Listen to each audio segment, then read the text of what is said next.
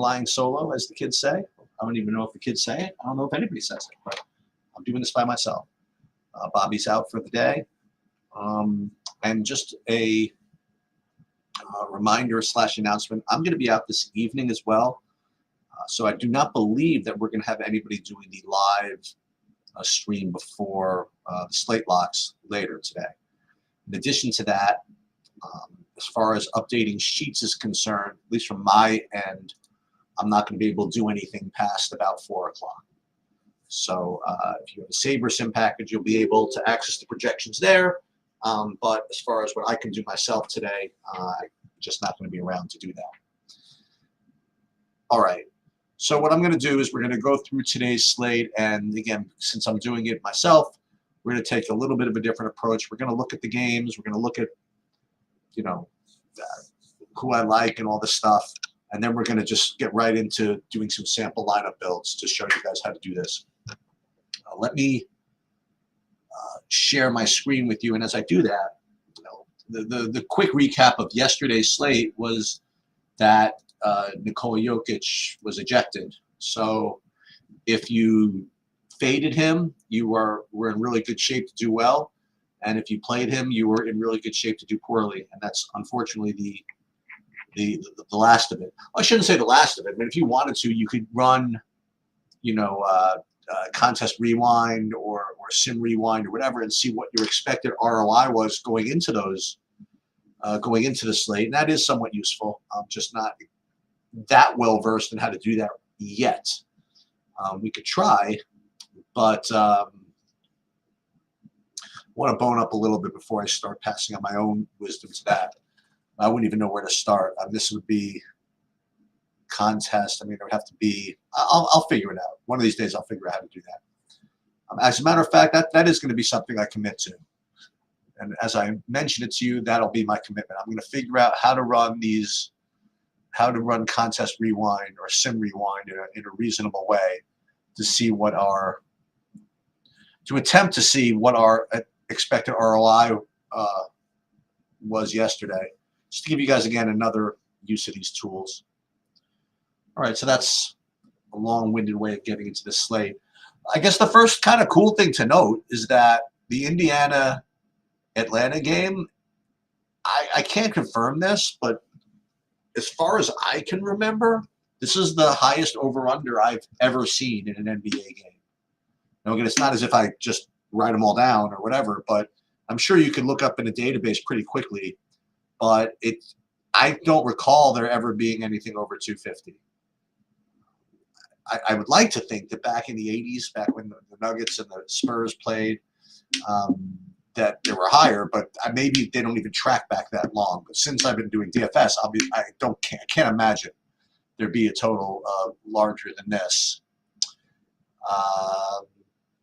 They have the Globetrotters. They don't actually score that much because you know what? They have running clocks, and when they spend 15 minutes on the confetti trick or something like that. But yes, this is going to be this is definitely going to be the Harlem Globetrotter game with no defense. But I'm going to pull up the sheets in a minute. I have a feeling that it's not going to project as well DFS wise as you might think, but we're going to see. And then you see Toronto, Orlando, kind of low total, 215, 220. Cleveland, Chicago, 225, Phoenix, Portland, and I guess the Utah LA game would be the next highest total. But let's see what my sheets kind of look like. And again, I literally haven't even looked at it yet, which is kind of another cool part of the process, seeing exactly what we see as we see it. All right, so this is what the sheets look like for today, and we're going to rate them first by sheets value score. And what's cool about it being a short slate is I can probably remember who everybody plays, although I already forgot. No, Lakers play Utah, right? Atlanta plays Indianapolis or Indiana. Phoenix, see, I already messed it up. Yeah, Phoenix plays Portland. Philly plays Cleveland. Toronto plays Orlando. All right. So the first thing I'll notice is these two dudes, LeBron and Embiid, kind of stand out, which is already kind of interesting, right? You have this Indiana-Atlanta Atlanta total, and the first two guys on my ratings are not from that game. So both these value scores are over 200, which if you've been following along, I've been trying to get a little more into the weeds on what empirically a good value score is, the way my metrics work. And if it's over 200, it's something to be respected. And I mentioned that yesterday with respect to Jokic, and that's what happens sometimes when you get not ejected from the game. So Embiid and LeBron are both look like solid options, and if you can get to them, I think it's really good. Then we're going to just look at it quickly by point per dollar, see if anybody stands out right off the bat. And wow, look at this! This is kind of weird. I can't imagine the last time that LeBron James was a top point per dollar play on the slate. That's very bizarre to me, almost. Okay, I'm down. And then you see that these three Atlanta guys as the next three, and a couple of Pacers thrown here too. Before we get into more rankings, let's look at the ownership. Again, this is early, but Taylor Horton Tucker right now looks like the highest projected ownership right now. We're about 30%, and then once again the Atlantas and LeBron, you'd imagine, and Franz Wagner 25%. And again, this is really stale and early. It's never quite this smooth as far as ownership goes. Someone's going to be 50%. I don't know exactly who it's going to be, but you just got to keep an eye on that. Next thing we want to do is really just kind of do what I do as far as the sorting by the columns go. So when you sort these by Sheets value score, what you're trying to look for are the cheapest guys that show up in this, in this top 10 or whatever. Because as I mentioned quite often, this ranking tends to favor the higher priced player.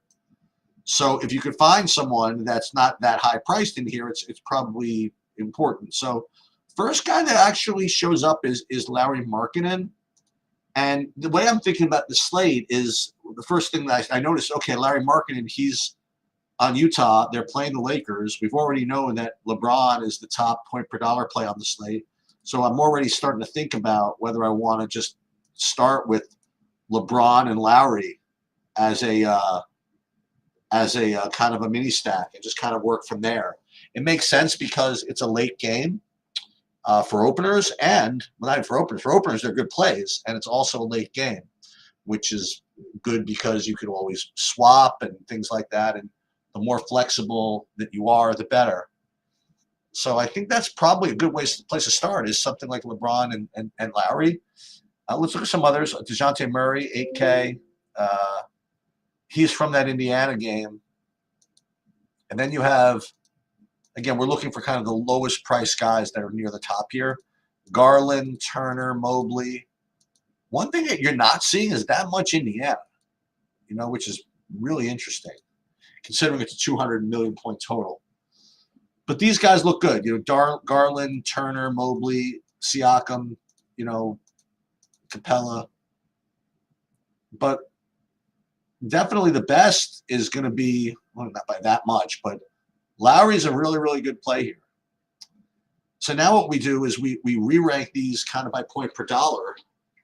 And what you're looking for here is the reverse. You're looking for the highest priced guys that rate highly in the point per dollar rankings, because point per dollar is a metric that tends to favor the cheapos. So we already mentioned that LeBron is kind of an elite play. Yeah, I'm with you, Poe. No NHL, but tomorrow there's a 14-game NHL slate. Let's go. 14 NHL games, a full NBA slate also. NFL Thursday, I'm in. Okay, so we're looking for the high-priced point per dollar play. So we're talking about LeBron, Trey, all right, and Trey is, again, that's he's finally come to someone from the Indiana game.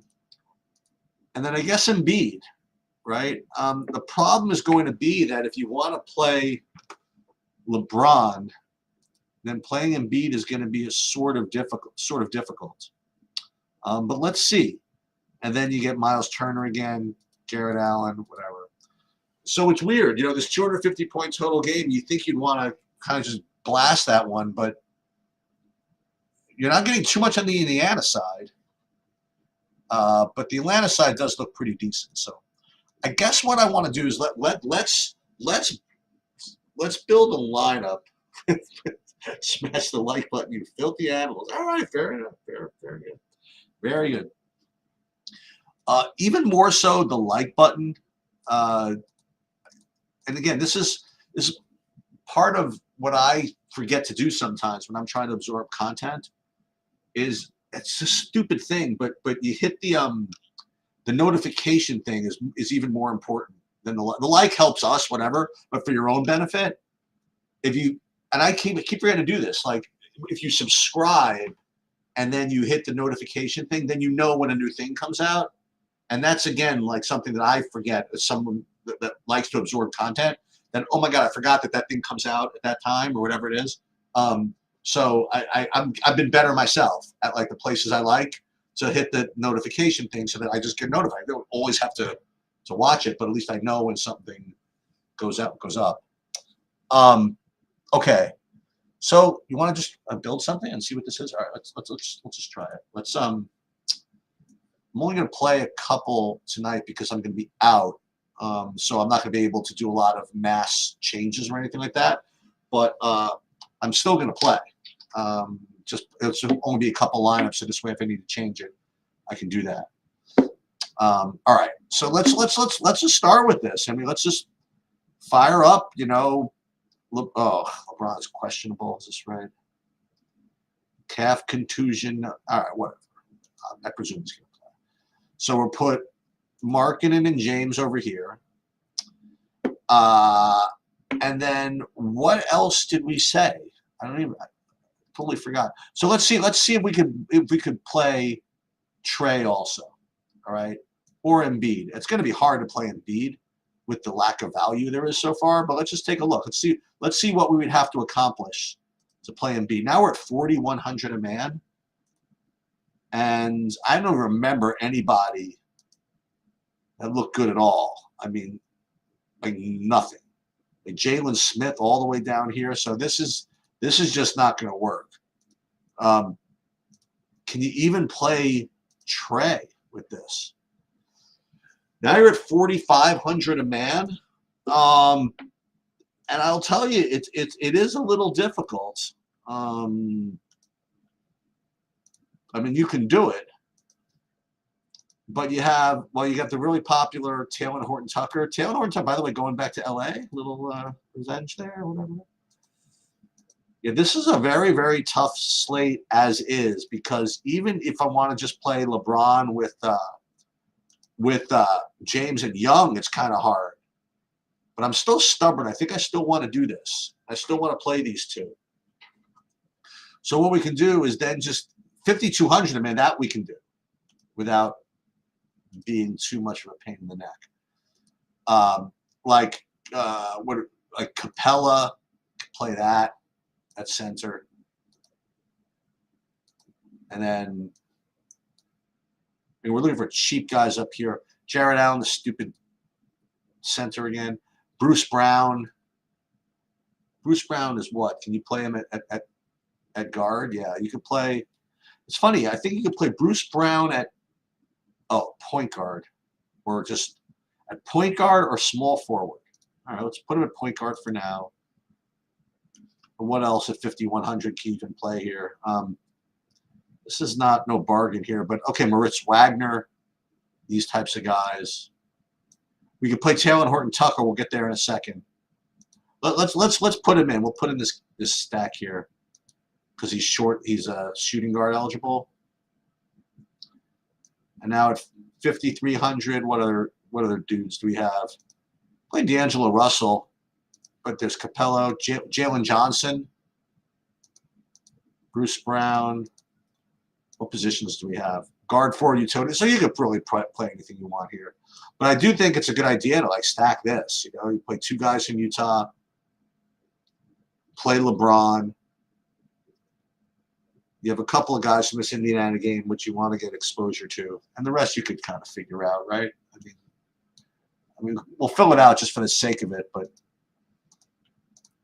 Garland is going to be too expensive, I think. Let's take a look.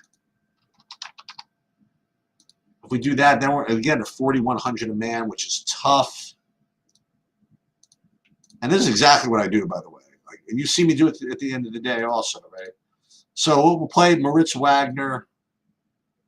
He'll be probably low owned.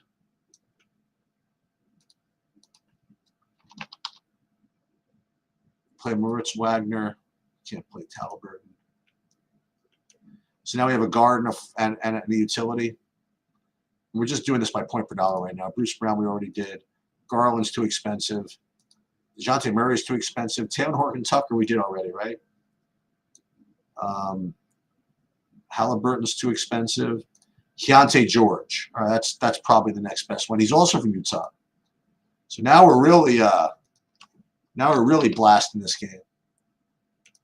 And this is Sheets theory. Just overstack this crap out of this. And then we have a $5,800 utility, which we could just pick our favorite. Let's. I think we've had enough of that game. Or maybe we should go for the throat and go with Austin Reeves. 3 Utahs, 2 Lakers, not be cashing for anything for 5 hours, and that's kind of a fun-looking handbill lineup at 12:15 p.m., which is completely useless. But at least it shows you how I'm doing it. All right, let's do a let's go to SaberSim and let's upload what we have there and see if you can't improve on that. I would say improve on it. Let's see what we would get. Now again, if you're a SaberSim subscriber, I think this happens for you automatically. I'm not even sure. All right, so let's build. I'm gonna build 50, even though I'm not playing 50, just to kind of show you. So again, and this has become kind of a it's a never-ending debate, really, is what kind of changes you make to what SaberSim does, like messing around with groups, messing around with rules. And my overall take on it, it's not what a lot of people want to hear. But again, all I can tell you is what I believe. And I think that people mess with the settings too much. I think that people mess with the projections too much. I think they mess with the groups too much. I think they mess with the rules too much. And part of it is because we're human and we don't want to presume that an algorithm can do a better job as we can at reflecting what our opinions are in these games. But I'm more inclined to let SaberSim just do its thing than me try to outthink the system, if you want to know the truth. Because listen, it's running simulations of these games. I mean, I don't know how. Honestly, my gut of I just don't know if Eric Gordon's going to do it is better than that. I don't know. It's the best I can describe it. Well, this is already kind of interesting because when I run these lineups, I am getting guys I didn't think of. Not many though. So Sadiq Bey, 4,600 coming from that Atlanta game. That's interesting. Eric Gordon from that Phoenix game. Who is Jaden Springer? I don't even know who that is. Getting some of him, I guess. But in general, I mean, you look down here and it's 1, 2. It's like the same 5 guys, right, that I kind of identified. I think 5 of them are in that hand-built lineup that we built. So it's not, particularly off the wall what SaberSim does, compared to what we do. And that's very common in the NBA. The NBA is very projection-based. And it's not the type of sport that you want to get too far off the board anyway. Now, one thing you can do, which is, what I like doing, and this depends on your risk tolerance or whatever, is that let's just say you were building 50. You could just put it in just like this. Or if you just change the min uniques, give yourself more min uniques like in each lineup, it will spread out your exposure a little bit.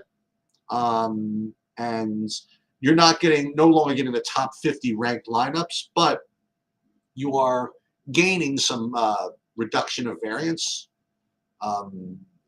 reduction of risk, because you're not as concentrated on that small amount of players. This is one thing you could do, but even still, you're still going to be getting a whole bunch of LeBron here. And you see that it already defaults to stuff like small slate. It already takes into account that it's only a 5-game slate, and that it's got 10K, it's presuming 10K to 50K players in it. But they do a lot of work behind the scenes to make sure that these default settings represent what you kind of want to do.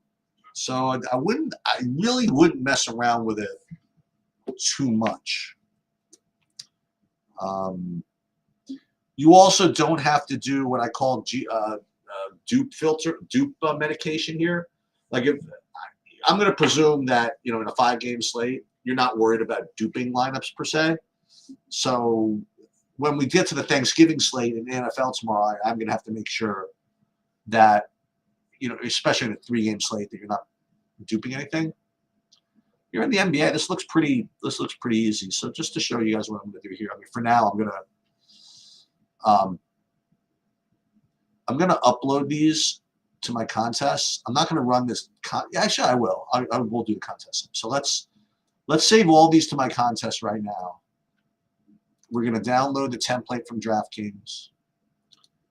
One thing I got to do, I got to change the Chrome thing to not have that download bubble anymore.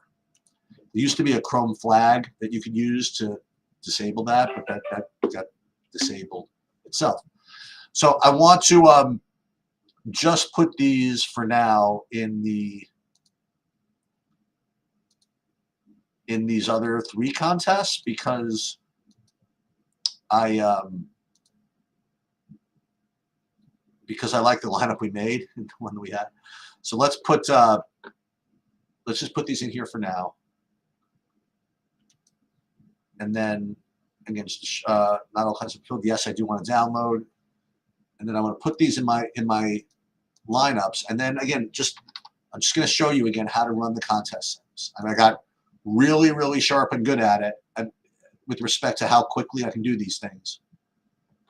So I just wanted to share these with you. Now, again, they're probably shortcuts I don't even know about yet. And that's the thing, unfortunately, with the NBA is that so much of this is time crunch that you have to get really fast at this, especially when there are changes. So first thing is that if you don't want to enter these manually, once you enter these contests, in SaberSim especially, you have this list here of what your contests are, and you can right-click and hit Add Contest Sim, and it'll automatically fill in this information for you so that when you run the contest sim, you don't have to enter this manually. And that was kind of a neat trick I didn't even know about until like a week or 2 ago. So let's add these in here. So then what we can do is go back into our build, which is right here, and run the contest sims. And you just got to go into settings, contest sim settings. They're all here. Let's check them all. Now, again, it is important to realize what's going on here, like what SaberSim is doing right now. We remember we built 5,000 lineups to get to these 50, and what it's doing is taking that pool of 5,000 lineups and comparing them to what SaberSim feels the field is going to do in each of these contests, like given how many people are in, given what the prize structure is and all that stuff, and given their ownership projections, they're trying to predict what the field is going to do. And then, knowing that, it's going to try to pick of these 50,000 lineups or 5,000 lineups that we created, which of those is best suited for that particular contest. Where do you get your leverage? Where, what types of lineups should we be putting to fade certain ownerships, whatever. So after it's done this, then you go into each individual sim that you ran, right? You have it for all 4 of these contests. So for example, for the box out, you hit the drop down, and I like to sort by risk adjusted ROI. So let's put that in.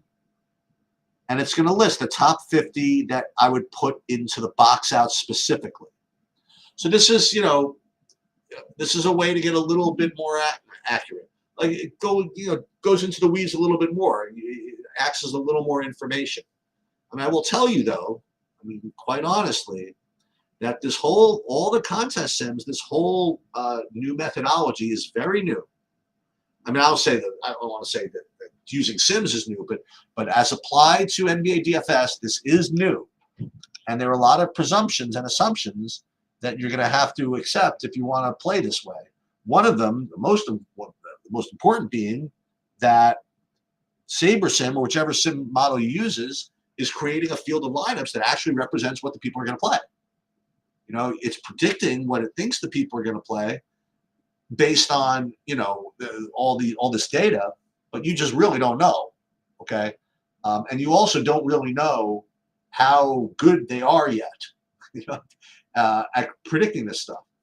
And like one of the things that is presumed is that their ownership projections are somewhat accurate. So you have to make that leap of faith if you're going to run the contest sims that the ownerships are somewhat accurate, because you're going to usually get like lineups that are much different, or at least different than what you would have run outside the contest sim world. And here, just to clear something up, when we run the contest sims, it's not taking my ownerships or TrueDFS's ownerships as the baseline. It is taking SaberSim's ownerships. So you're really relying, for better or worse, on SaberSim's ownership projections most of the time. Now you could use different fields to compare lineups. Like, for example, I'm getting to that, Mad. Now, let's say that, for the box out, like you look at this, and it says here that it's creating this field of lineups based on its presumption of medium stakes MME, okay? And you can, click through that and see what that is. You could pick any of these other fields. Or the other thing you could do is you click like build one. And when you do that, what you're doing is you're not comparing it to the SaberSim's predefined lineups, right? What you're comparing it to is your own build. Okay, so what you're doing is you built 5,000 lineups, and you're comparing your set of 5,000 lineups kind of to itself, right? You're presuming that the ownership within those 5,000 lineups represents the field, and then it's going to figure out how to best fade against that presumed ownership. So there are ways to do that, okay? But for now, we're going to leave it here. So, okay, so like you said, how do you pick your top 25 lineups? How would you pick your top 25? All right, now I'm not playing 50, so it's not as easy to demonstrate, but I will show you. So let's say we're going to put it all into save contest. There's this drop down here that says method. Okay. Now, if you want to just put in your top 25 or whatever it is, your top 50 or however, it depends on how many entries you have, right? So if you had 25, it would be right here. You would pick rank or 20. You know what I mean? That would be your top 20, or your top lineup would go in here. If you pick unique rank, that means that, again, you'd have to make sure that you don't have that duped anywhere else. Unique random would be basically your of the lineups that you identify, the 50 lineups, that it would be 25 random lineups from that 50. And exact is when you actually highlight which lineups that you pick. Now, I think that answered that. Now, as far as just picking your top 25, if you didn't want to use the entry editor, here's one thing you can do, man. This is like real easy. So we built 50 lineups right here, right? If you want your top 25, you know what you do? Just go this, boop, 25. Right? Now you have your top 25, and it's being ranked by Saber score, right? I believe. Actually, now it's being ranked by risk-adjusted ROI. If you want to rate it by any other way, like you can rate it by projected score. And now it's rating your lineups by projected score. You could rate your lineups by ownership. So here's the top owned lineups. You can rate it by all these different ways. But I found that the best way to do that, if you're going to do it post contest sim, is to just sort by risk adjusted ROI. That's the way I could do it. And that's kind of how you pick your best ones. So what was I doing here? Yeah, so you would do that for each individual contest. So here for box out, I'm only going to be playing one. So I'll just kind of put that. And you could do this for each contest. You do your box out. I just want one. Actually, it's 3. So it's the top 3 uniquely ranked, and we're just going to do that. And you see that flutter over there? That means that it took. Oh, I also played it in the splash as well. And then let's look at the showtime. And we're going to download these. And then we're going to save them thusly.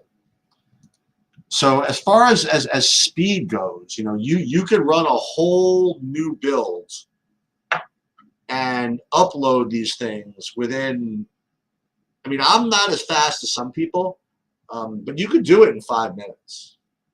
I mean, if you get some practice at it, and it's like anything else, you just got to get practice. And I do it every day, so I just learn how to get and I learned some mistakes that you can make along the way. And most of my videos shown those mistakes as it happens. All right, just for fun. I mean, I got a little time. Let's do FanDuel. Let's do the same thing. And I don't even know what I'm going to play over there. I think I'm going to do the same thing. So let me pull up. And this is exactly what I do. Also, I want to reserve my lineups first, because when you reserve your lineups first, then you can. Oh, he did well, by the way, in the monster last night. I got like 6th or 7th or something. So again, because this is because I'm going to be out, I can't really do MME. So we're just going to play. Oh, it was a terrible contest. What's going on here? We don't even have a monster of any kind. It's got a code, but it's a 444 paying 10K. Well, I'm not doing that. But just to show you guys what we can do, let's enter. We can play 5 lineups in all this stuff. So let's just do that. So let's play. We'll reserve 5 lineups in the shot, and I usually will play more than that, but just to show you, that's terrible. They would do this. We'll play. Hey, we'll play 5 lineups in the qualifier too. Something to do, right? Oops. Reserve 5 lineups there, and then NBA. We'll play 5 in this. Yeah, we can do this too. We'll play 5 in this time. So we'll get a little volume in here. Reserve that lineups. 5. Okay. So we reserved our lineups. Let's before I forget, let's download the file, even though we won't need it exactly yet. But download the file. Goes to our download page. All right. So let's do FanDuel. Let's see if there's any real difference. And we'll do the same thing as we did before. We'll pull up the sheets first, and then we'll build a hand-built lineup, and we're going to do the same method. So again, we're going to first look at first, I guess, sheets value score, see what this looks like. And once again, it's LeBron and Embiid leading the charge, but listen, it's not like they're over 200. It's not that big a deal. You look at point per dollar. So now it's not LeBron at top point per dollar. Now you get more of the cheapos. So you have Bruce Brown, Clint Capella, and interestingly, John Collins, who did not appear on the on much of the DraftKings stuff, is showing up more in FanDuel. So if we want to stack that LA game over on FanDuel, maybe John Collins is a better way to play than Lauri Markkanen. Okay. As a matter of fact, where is Lauri Markkanen on this list? For whatever reason, he does not profile all that well on FanDuel. Okay, so once again, we're going to do the same type of logic. let's start with point per dollar this time. So best point per dollar plays that are higher priced. That's what we're looking for. So once again, LeBron, once again, Trey, Miles Turner, but John Collins is the one that is poking its head into this list here. And also a little bit Jeremy Grant's showing up a little bit more over here as he usually does on FanDuel. That's interesting. Maybe Tobias Harris is a little more worth playing over here. And then when you look at Sheets value score, again, you want to get the cheapest guy possible. And Evan Mobley, Miles Turner. Okay, here's marketing. So marketing's actually not bad over here. But again, the John Collins showing up is a little bit is something I didn't expect. So let's go into FanDuel. We'll do the same thing. Let's set the lineup. We'll do it by hand first, and then we'll do Saberson. Same thing. So we do this by. We could do this by position, but let's do it the same way. Let's do it by the sheets. Now, before I forget, let's put Collins in because he's different. I mean, it's a different play. So put Collins in for starters. And then anything really different? No. So we should probably just go back to the same thing, right? So we should play LeBron, Bruce Brown, Capella. So it's probably the same. But let's just see again if we can get Trey in, because we couldn't before over on DraftKings. So let's see if we can't do that. LeBron, Trey. If we could play LeBron, Trey, and John Collins, do we have enough value at 56.50? So I remember that Bruce Brown was a strong player, right? So let's put him in. Oops, he's not. Guess he's not small shooting guard. Bruce Brown. I think we'll be able to do this at 5,700 a man. Let's see.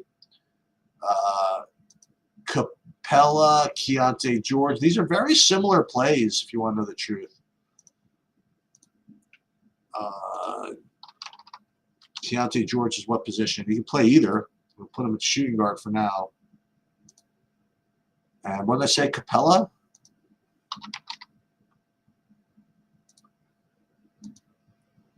Yeah, I mean, this is... See, it's a very similar lineup you can build, except this one you're going to play John Collins. And then, I mean, you can play Nurkic, I guess. Jalen Smith. DeAndre Hunter, maybe. If we can get up to Jalen Johnson, that's somebody new. And D'Angelo Russell, that's somebody new. Can we afford that? Good question. Jalen Johnson, let's see. Power forward, 6,500. You can do that. I don't think you could get too expensive over here now with point guard and shooting guard. But I like to play something different. And that's something that also people don't talk a lot about is how to diversify your portfolio across your different sites. Unfortunately, it doesn't look like there's a lot of value at the guard position left over. You know, we're getting down really into the pits here. But then again, what do we need? 5,350. I mean, if you dip down to Buddy Hield, who's going to be like no % owned, maybe that's worth doing. Or maybe DeAndre Hunter. So now DeAndre Hunter is not a guard, but I wonder if Bruce Brown, can he get into? No, he's a small forward. Collins, you can't do it. So we could play Hield. And now we have 5,800 at point guard. Yeah, not easy. But what can you play at point guard now? Oh, disaster. Almost Jalen Suggs. Yeah, so it looks like we can't quite do this. Sheets in the streets? Okay. All right. All right. Call it whatever. Yeah, so it's going to be hard. But I think that if we have a little bit of creativity, we could probably make this work. So instead of like Jalen Johnson, for example, Play someone else at power forward. What's rough out there? Play Anunoby at 6,200 small forward. Try that. Anyway, similar type of plays, but this becomes a little more difficult. So I would try to get Trey in if you possibly could. But now let's do the same thing. Let's do so we weren't able to save anything, but that's fine. We'll have Saberson do it for us. We'll go to FanDuel. Same deal. Upload these sheets.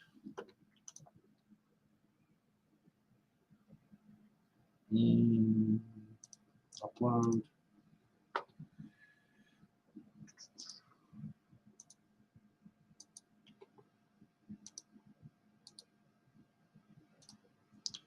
Let's just build. No, you don't need to build all 5,000. We can build 2,000.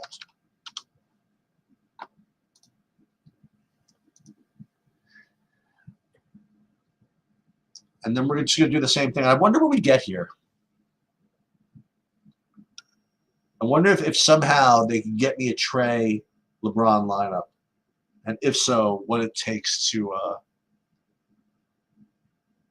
do this.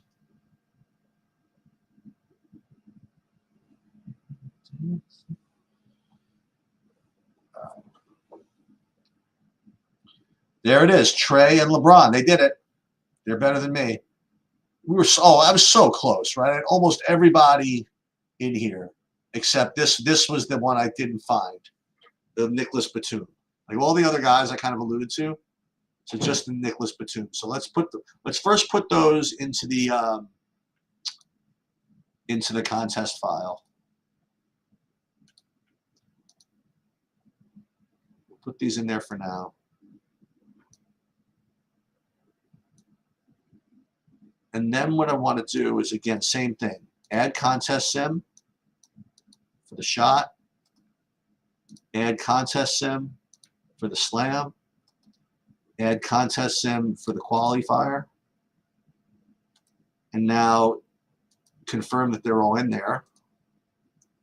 And run the contest sims. I'm curious how it deals in the qualifier, because the qualifier, it only pays a couple of spots, so you'd have to imagine it's a lot more risky than some of the others, but we'll see. But yeah, so D'Angelo Russell, he's a guy that I tried to get in DraftKings, couldn't quite do it.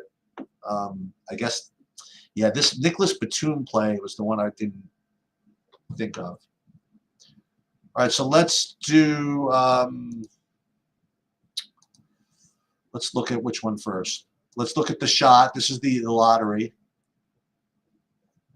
Similar, Jeremy Grant, who we alluded to before. Dude, Kevin Durant gets in there. All right, that's fun. So let's put, again, the same thing. So we're going to save these to the shot. And I'm going to do it by unique rank. Just make sure that they're all different. And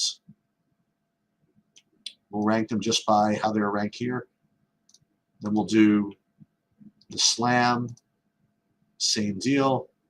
I don't need to do min uniques more than one for only like a couple lineups. Slam here. Boom. And then we'll do qualifier. A little different. Yeah, it could be Grayson Allen, Durant, a little bit more off the board, I guess. Save there. And same deal. Download, boom, and then change it. Now, one thing I also am going to try to learn is how to be better on the phone with this thing. Because if you're out and you need to change your lineups, it's definitely, obviously, I'm older, so I'm better on the actual big desktop with the big 2 monitors or something. I'm just not really good with the phone. As far as being able to, I can't even see all that well, like all the different things I need to see. And there's also, it requires a little more finesse to do it on the phone. Okay, so just a reminder, I'm not going to be around later to do this with updated projections. But I'm going to try at least at 4 o'clock before I leave to update the projections from what I have. And again, just hopefully this helped you figure out how to do this on your own. And it's kind of a weird thing to think about, right? But that's how I know I'm doing my job, is when you have to come back here less, right? If we're no, listen, feel free to come and hang or whatever it is. I am not Eric. I don't have time for that, and I just don't. It's such a long thing. Yeah, dude, we could do dinner without me having to freaking go to Vegas. Also, like one other day, maybe you're back here. If I happen to be in Vegas, we'll do it. But yeah, we definitely need to do that. And good luck to you. Oh, you're doing Vegas, and are you doing the Bahamas also, Eric, or just the win? So I know that they have the Bahamas and then the win. We were just there. We were just at the Bahamas 2 weeks ago. It's not vacation. We were at the Cove. That was like my one. I never played the PCA like all those years, because it always took place like a week after the kids came. Week after my actual vacation. It's like it was the great thing. Like we would be at the Atlantis the week before the tournament, almost not every year, but several years, and I just wasn't able to hang around for that. So the win, especially 1K. Oh, they are. Oh, nice. The 1K. That's pretty cool. All right. Well, I will be sweating. And good luck to Ifro. Good luck to everybody tonight. And we'll be back tomorrow with all kinds of crap, between the big, huge NHL slate, the big, huge NBA slate, and preparing for the Thanksgiving.